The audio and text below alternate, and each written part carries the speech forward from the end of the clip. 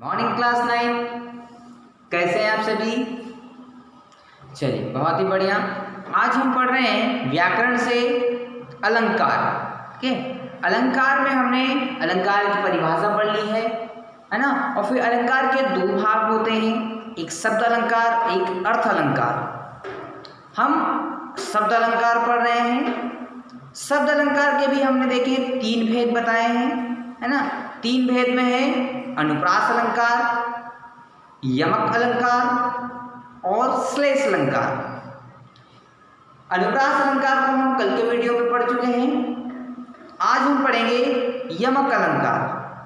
हम देखेंगे कि यमक अलंकार की परिभाषा क्या है और उसे किस तरह से पहचाना जाता है। ठीक है, तो थोड़ा सा देखते हैं अनुप्रास अलंकार के बारे में, क्योंकि हम पिछले वीडियो में पढ़ चुके हैं। थोड़े से उसके बारे में पढ़ते हैं, फिर शुरू करते हैं हमारा। कविता में जहाँ समान ध्वनियों, वर्णों अथवा अक्षरों की पुनरावृत्ति होती है वहाँ अनुप्रास अलंकार होता है ना। ये बात हम पिछले वीडियो में पढ़ चुके हैं। अनुप्रास अलंकार की परिभाषा आपको याद होनी चाहिए और इसके उदाहरण भी आपको याद होने चाहिए, और अनुप्रास अलंकार को पहचानने के नियम क्या है ये भी आपको याद होने चाहिए। चलिए आज हम शुरू करते हैं यमक अलंकार, है ना। शब्द अलंकार का दूसरा भाग है हमारा यमक अलंकार। तो यमक अलंकार की सबसे पहले परिभाषा पढ़ते हैं, फिर आगे समझने की कोशिश करते हैं। यमक अलंकार जब कविता में किसी एक शब्द की या एक शब्द का एक से अधिक बार भिन्न भिन्न अर्थों में प्रयोग हो तब वहाँ यमक अलंकार होता है ना। अब हम देखते हैं कि कविता में या काव्य में जहाँ कहीं किसी एक शब्द की बार बार पुनरावृत्ति हो रही हो, है ना। बार बार पुनरावृत्ति तो अनुप्रास अलंकार में भी हुई थी, लेकिन वहाँ पर शब्द की पुनरावृत्ति नहीं हुई थी, वहाँ अक्षर की हुई थी, वहाँ ध्वनि की हुई थी, वहाँ वर्ण की आवृत्ति हुई थी। ये बात हमें ध्यान रखना है। अब यमक अलंकार में शब्द की पुनरावृत्ति होगी, पूरा का पूरा शब्द बार बार आएगा। 2 बार आए, 3 बार आए या 4 बार आ सकता है ना। तो जब बार बार शब्द की पुनरावृत्ति होगी तो हर बार उसका एक नया अर्थ निकलेगा, है ना। हर बार जब पुनरावृत्ति होगी, जैसे 2 बार पुनरावृत्ति हुई, 2 बार शब्द दोहराया गया, तो उन दोनों बार की उसका अलग अलग अर्थ होगा। यदि 3 बार शब्द को लिया गया है तो तीनों बार उसके तीनों अर्थ अलग अलग होंगे। यदि 4 बार उसकी पुनरावृत्ति हुई है, 4 बार उस शब्द को दोहराया गया है, तो चारों बार उसके अर्थ अलग अलग होंगे। ये होता है यमक अलंकार, है ना। यमक अलंकार की परिभाषा एक बार और पढ़ते हैं, फिर उसके उदाहरण से समझेंगे कि जब कविता में किसी एक शब्द का एक से अधिक बार भिन्न भिन्न अर्थों में प्रयोग हो तब यमक अलंकार होता है, या उसे यमक अलंकार कहते हैं। मतलब जितनी बार भी शब्द को दोहराया जाएगा उतनी ही बार उसके अर्थ अलग अलग निकाले जाएंगे। ये होता है हमारा यमक अलंकार, है ना। चलिए एक बहुत ही प्रसिद्ध उदाहरण से हम इसे समझते हैं कि माला फेरत जुग भया, माला फेरत युग भया, फिरा न मन का फेर। इस लाइन को समझना, फिरा न मन का फेर, कर का मन का डारी दे, मन का फेर। अब यहाँ पर मन का 3 बार आया है भाई। पहली वाली लाइन देखते हैं, वहां पर आया कि माला फेरत युग भया, फिरा न मन का फेर। मन का फेर मतलब हमारे मन का भ्रम, मन का मतलब मन का, और फेर मतलब भ्रम। हमारे मन का भ्रम जो है वो दूर नहीं हुआ है। माला फेरने से, माला जपने से, ईश्वर का नाम जपने से भी मन का भ्रम दूर नहीं हुआ है। कर का मन का डारी दे, मन का फेर। एक मन का अर्थ होता है मोती, माला के जो मोती होते हैं ना उसको भी बोलते हैं मन का, और एक मन का है हमारे मन का फेर। ठीक है, तो यहाँ पर 2 अर्थ अलग अलग आए हैं। एक तो हमारी मति, हमारी बुद्धि, मन का मतलब हमारी बुद्धि, और एक मन का अर्थ है माला का मोती, है ना। तो इस तरह से इस उदाहरण में 2 अलग अलग अर्थ निकाले गए हैं। तो यहाँ पर क्या होगा? यमक अलंकार। चलिए कुछ और उदाहरण से समझने की कोशिश करते हैं। जेते तुम तारे तेते नभ में न तारे हैं, है ना। उदाहरण क्या है, जेते तुम तारे तेते नभ में न तारे हैं। अब यहाँ पर तारे शब्द जो है वो 2 बार आया है, तारे शब्द 2 बार आया है, तो इनके अर्थ क्या क्या होंगे। इन पंक्ति में तारे शब्द की आवृत्ति 2 बार हुई है। प्रथम का अर्थ है तारण करना या उद्धार करना, जेते तुम तारे मतलब जिसका तुम उद्धार कर दो, है ना। तो तारे मतलब उद्धार करना। और द्वितीय तारे का अर्थ है तारागण, है ना। और जो आखिरी में तारे शब्द आया उसका अर्थ है तारा, है ना। जो आकाश में जो तारे होते हैं ना, जो तारे होते हैं समूह में होते हैं उसको बोलते हैं तारे, ठीक है। यहाँ यमक अलंकार है क्योंकि दो बार तारे शब्द का प्रयोग किया गया और दोनों ही बार उसका अलग अलग अर्थ है।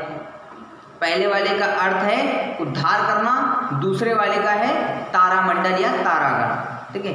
चलो एक उदाहरण और पढ़ते हैं। जग पड़ा देखो खगों का कुल महान, छिड़ गया जग में सम्मिलित मधुर गान। अब यहाँ पर 2 बार जग शब्द का प्रयोग हुआ है। एक पहले वाले जग का अर्थ है जागना, यानी कि जाग गए हैं खगों का कुल महान, मतलब पक्षी जब सुबह सुबह जब जाग जाते हैं तो वो बहुत ही मधुर गीत गाते हैं और संसार उसको सुनता है ना। इस पंक्ति का अर्थ है कि जब पक्षियों का समूह जाग जाता है तो पूरा संसार उनकी मधुर आवाज़ को सुनता है। तो जग का मतलब है जागना और एक जग का है संसार। तो इस तरह से 2 अर्थ निकलते हैं इस पंक्ति में। तो यहाँ पर है हमारा यमक अलंकार, ठीक है। तो इन उदाहरणों के माध्यम से हम स्पष्ट करते हैं कि यमक अलंकार में जब कभी शब्दों की पुनरावृत्ति होती है तो हर पुनरावृत्ति में उन शब्दों के अलग अलग अर्थ निकलते हैं, ठीक है। चलिए आगे पढ़ते हैं यमक अलंकार में ही। यमक अलंकार में वर्ण अथवा शब्द की आवृत्ति 3 प्रकार से होती है ना। अब जो यमक अलंकार है उसमें जब आवृत्ति होती है तो वो भी 3 प्रकार से होती है। 3 प्रकार कौन कौन से वो थोड़ा पढ़ते हैं। केवल निरर्थक वर्णों शब्दों की आवृत्ति। एक बार तो ये भी होता है कि कुछ निरर्थक वर्ण होते हैं जिनका कोई अर्थ नहीं होता है, उनकी भी आवृत्ति होती है, तो वहाँ भी यमक अलंकार होता है, वहाँ भी हम समझ जाते हैं, लेकिन उनका कोई अर्थ नहीं निकलता है तो वहाँ पर हम यमक अलंकार को उसको नहीं मानते हैं, है ना। मानते कब है, जब उसका कोई अर्थ निकलता हो तब ही उसको यमक अलंकार मानते हैं। लेकिन कभी कभी ऐसा हो जाता है कि शब्दों की पुनरावृत्ति तो हो गई है लेकिन उसका अर्थ कुछ भी नहीं हो। दूसरा है निरर्थक एवं सार्थक दोनों प्रकार के वर्णों शब्दों की आवृत्ति, है ना। अब कई बार ऐसा होता है कि सार्थक शब्द भी है और निरर्थक शब्द भी है, दोनों की आवृत्ति होती है और वहाँ पर यमक अलंकार होता है। अब तीसरा है केवल सार्थक शब्दों के द्वारा, है ना, कि केवल जिस लाइन में सिर्फ ऐसे शब्द हो जिनका कोई अर्थ निकल रहा हो वहाँ पर यमक अलंकार होता है। तो ये 3 स्थितियाँ होती है जहाँ पर, ये 3 आवृत्तियाँ होती है जहाँ पर यमक अलंकार होता है। पहला तो है कि निरर्थक शब्द जिसका कोई अर्थ नहीं निकल रहा हो, दूसरा कि सार्थक और निरर्थक दोनों ही शब्द शामिल होते हो, तीसरा है कि जिसमें पूर्ण रूप से सार्थक शब्द निकलते हो वहाँ पर होता है हमारा यमक अलंकार, है ना। कि जैसे कि एक उदाहरण के माध्यम से देखते हैं। सूची वर के कर कुलीन लख कर, है ना, एक उदाहरण है हमारा। सूची वर के कर कुलीन लख कर, है ना। तो अब इस पंक्ति देखते हैं तो यहाँ पर कर शब्द 2 बार आया है ना। कौन कौन से, कि सूची वर के कर कुलीन लख कर, इस पंक्ति में कर आवृत्ति 2 बार हुई है। प्रथम का अर्थ है, पहली बार जो कर शब्द आया है वर के कर मतलब हाथ, वर मतलब दुल्हा, दूल्हे के हाथ, और दूसरे कर का प्रयोग है सहायक क्रिया के रूप में, कुलीन लख कर, है ना। कर मतलब है सहायक क्रिया, कर का मतलब है जैसे करना क्रिया होती है ना, काम को करना, तो वैसे ही कर शब्द जो है वो उसकी सहायक क्रिया हो गई, है ना। तो यहाँ पर एक शब्द दोनों ही शब्द सार्थक हो गए।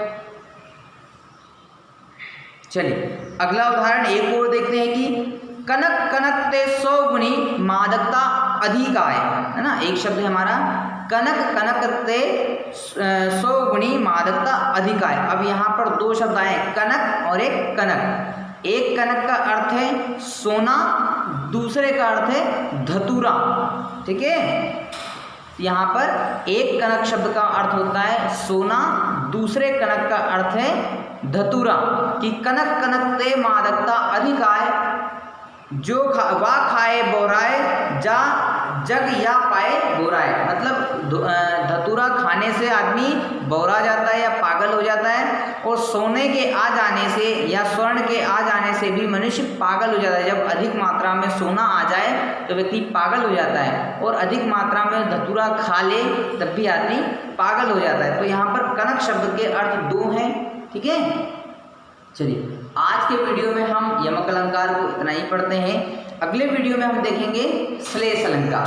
ठीक है, अगले वीडियो में हम श्लेष अलंकार के बारे में पढ़ेंगे। तब तक आप अपने आसपास अपनी पाठ्य पुस्तक से ढूंढिएगा यमक अलंकार के कुछ उदाहरण और उन्हें अपनी कॉपी में लिखिएगा।